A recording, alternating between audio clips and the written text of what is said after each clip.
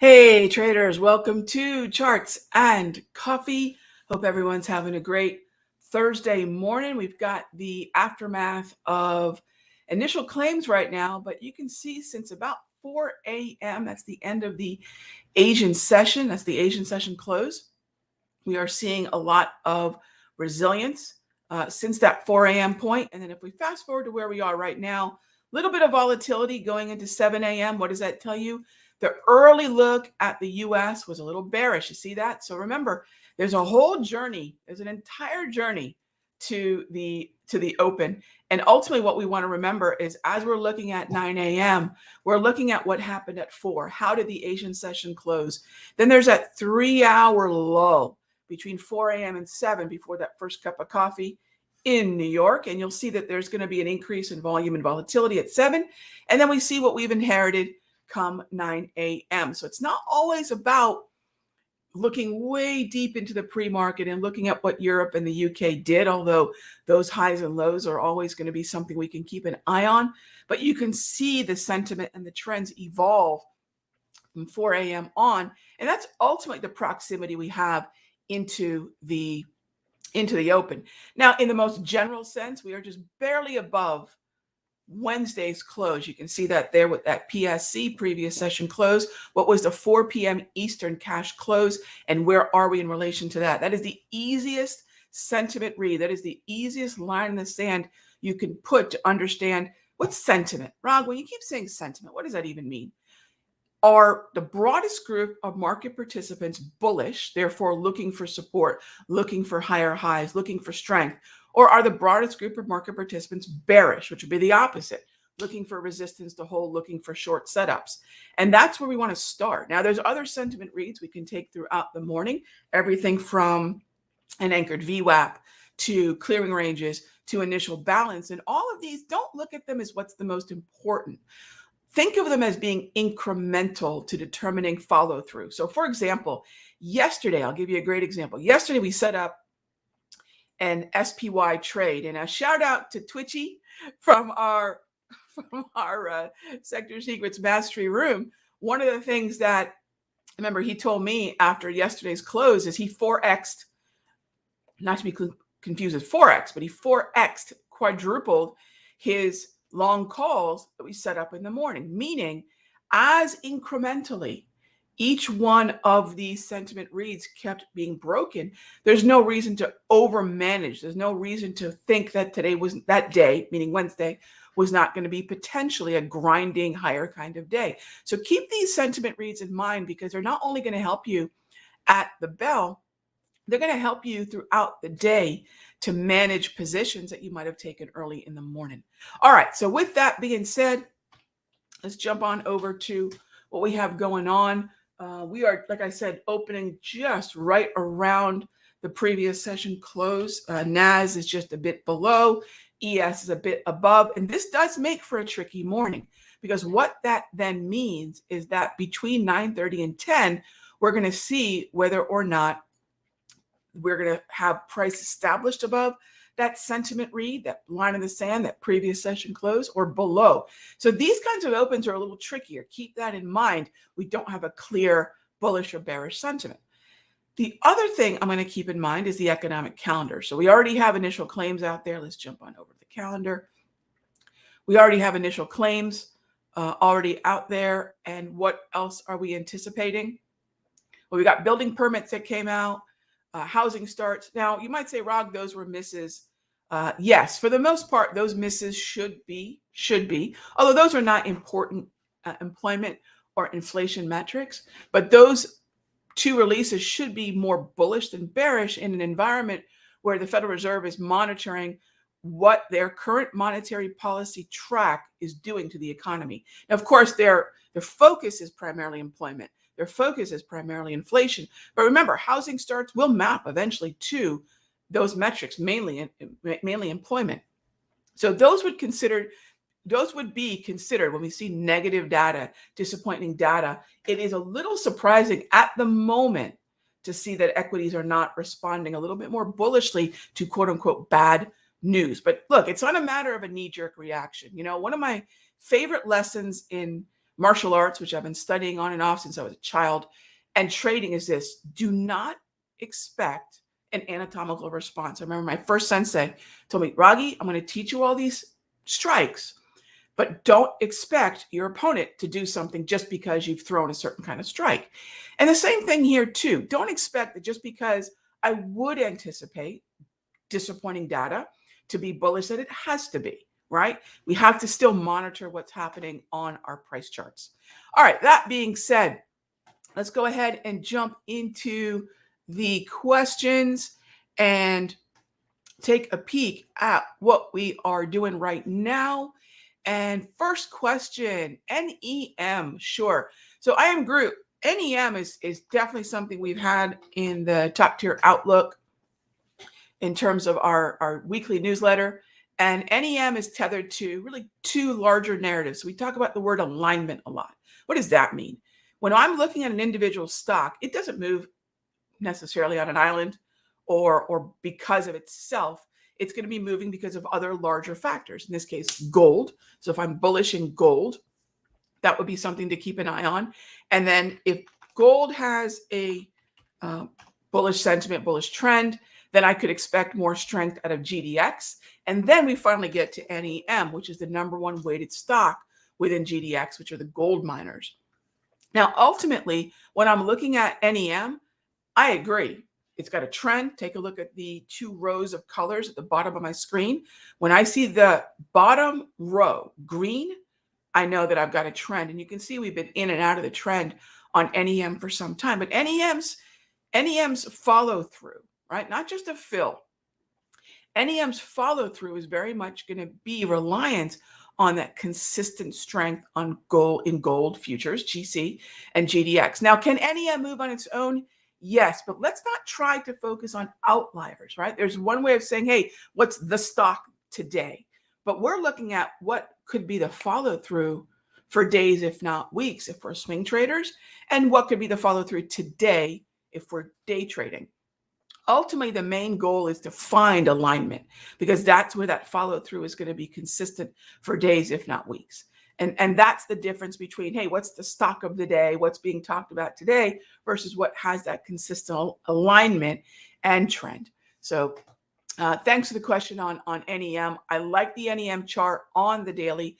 I like the NEM chart, not as much on the hourly. And what's the big difference, Rog? Why the difference? Isn't that splitting hairs? Here's the difference. Short-term time frames, short-term time horizon. You know, what's the lifespan, life cycle of the trade?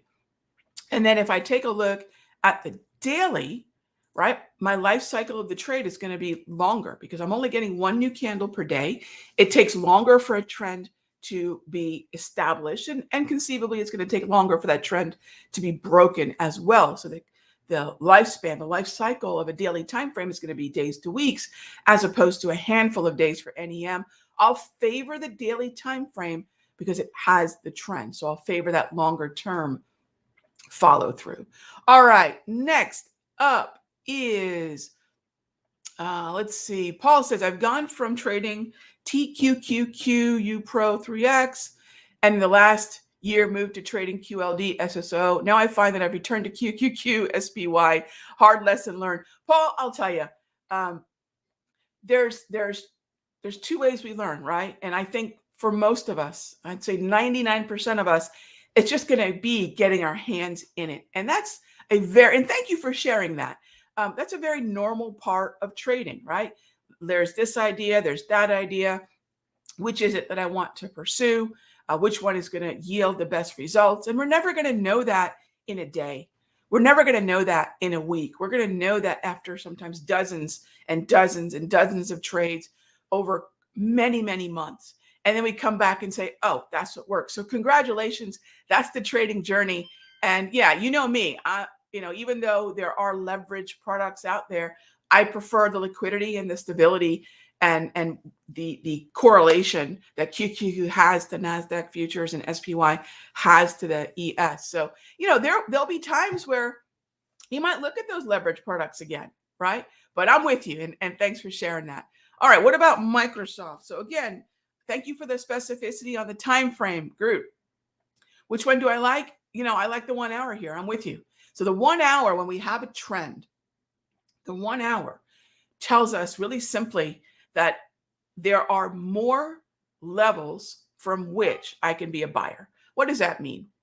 Well, ultimately, what that helps. Okay. Oh, thanks, bot. You sent out the recap video. Oh, the recap video didn't work. Oh, weird. Okay. So if I have, oh, by the way, so what am I looking at? I'm looking at my Sector Secrets Mastery Room, where at the end of each day, I send out a short video. I try to keep it short about what were all the trades that we did in the mastery. Because a lot of times traders will say, Rog, we did a lot in the mastery, whether that be day trading, swing trading, short-term swing trading, maybe even our position portfolio. What ultimately did we do and what prices did you get in and get out at? And we send that recap out every day to members, usually right around the bell. Yesterday, I sent it out a little early. So yeah, thanks, bot. I didn't realize that it was not cooperating. Anyway, we get that out every single day. Next up is, what do I want to do with Microsoft? I can look at a mean reversion, so I won't rule that out on the 1 hour. So because I have the trend, once again, comparing a daily time frame to the 1 hour, that 1 hour might give us some more opportunity. All right, next up, Green Eggs and Ham asks, good morning, good morning. As for macro, if the rate cut is expected later this year, how would the financial sector typically relate to decreasing rates? Loans make less money. There's been overall a pretty good move higher in the XLF ETF. It's hard to say that lower rates are somehow the undoing of this regional bank and financial sector. If you look at KRE and XLF, they've been stable. So let's remember that in terms of expectations for lower rates, they were even greater at the end of Q4 and throughout Q1. So if I look back at a time where expectations for rate cuts were more rate cuts and higher expectation, and I look at the response in XLF, I'd have to say, I want to continue to be a buyer. Green Eggs and Ham, absolutely want to continue to be a buyer. All right, Daniel asks, what are my slow stochastic settings? Two things. One, Daniel, I do not have a slow stochastic at the bottom of this screen. While it looks a lot like my traditional slow stow that I've used forever, this is actually a completely different calculation. However, when I am using a slow stochastic, first of all, it is a slow stochastic, not a regular stochastic. And this is what I've tested and used for over 25 years. Use an 80 over bought, 20 over sold, set the K at 21, and set the D at 3. And that is what I've been using for a while. Hey there, Twitchy. I was just bragging on you and your what was it? You did a quad? You did a quad on that SPY yesterday? Yeah, I was just bragging on you a bit ago. All right, very cool. Question from our essentials room. Yeah, Jana, yeah, I was mentioning earlier, 4 p.m. cash close. Yes, if you check the replay also, I went into a little bit of detail, but yes, 4 p.m. cash close is what the PSC or the previous session close is.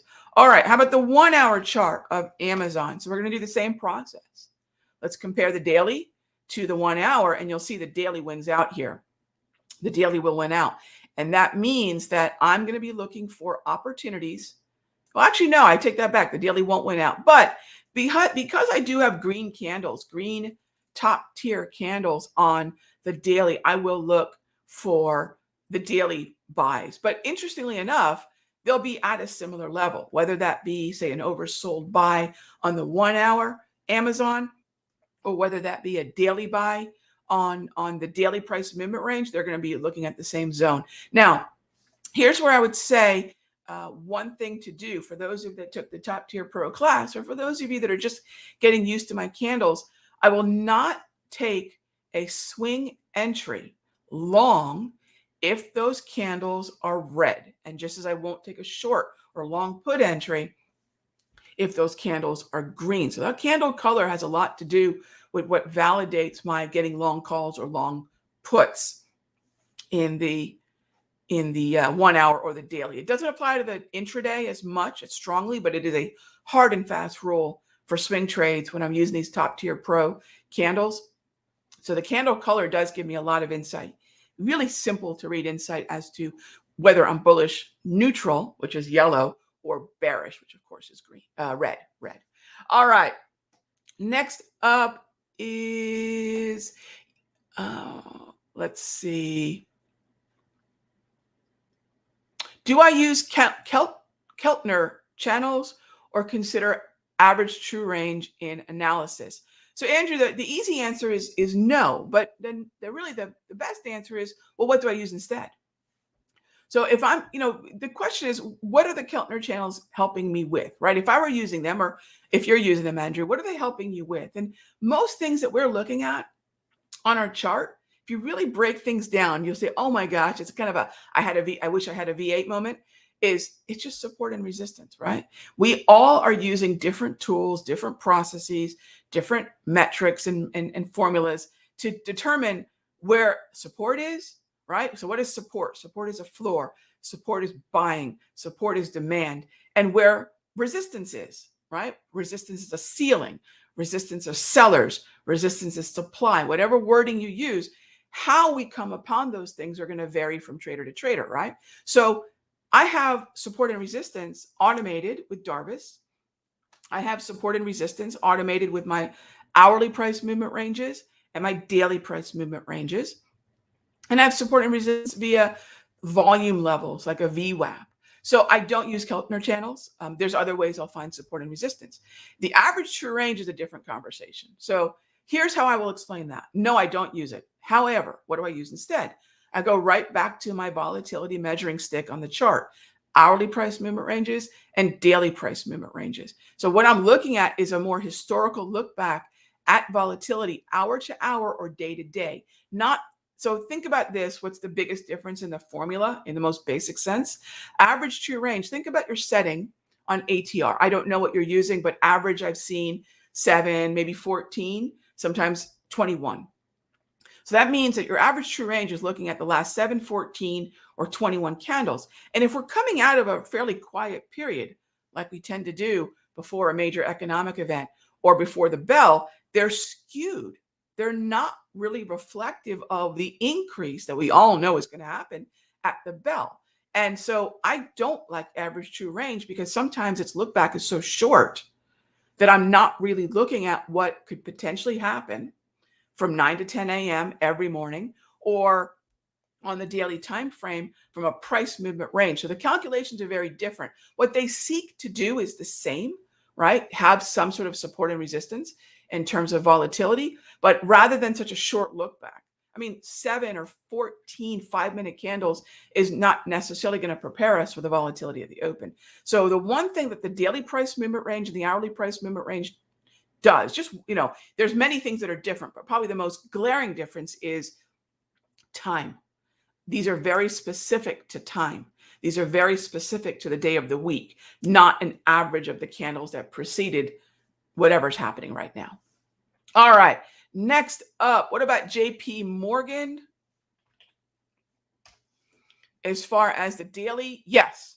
Daily price. Now, look, we don't have a trend here, and I'd rather have a trend in one of the stocks in XLF, but I would definitely be looking for the long side. What about Baidu? All right, here. Kristen V, Baidu.